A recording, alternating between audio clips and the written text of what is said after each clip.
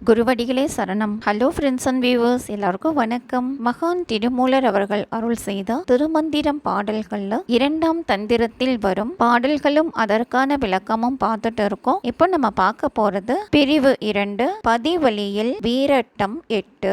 பதி அப்படின்னா சிவபெருமான், வீரட்டம் அப்படின்னா வீரத்தால் வென்ற இடம், இறைவன் மரக்கருணை காட்டிய 8 இடங்கள்: திருவதிகை, திருக்கடவூர், திருக்கொருக்கை, வழுவூர், திருக்கோவலூர், திருப்பரியலூர், திருக்கண்டியூர், திருவிற்குடி என்பன. இந்த 8 தலங்களில் நடந்த நிகழ்வுகள் பற்றி தான் இந்த பிரிவில் சொல்லப்பட்டிருக்குங்க. பாடல் 343. முப்புறம் அழித்ததை அறிய வல்லவர் யார்? அப்பனி செஞ்சடையாதி புராதனன் முப்புறன் செற்றன என்பர்கள் மூடர்கள் முப்புறமாவது மும்மல காரியம் அப்புறமெய்தமை யாரறிவாரே.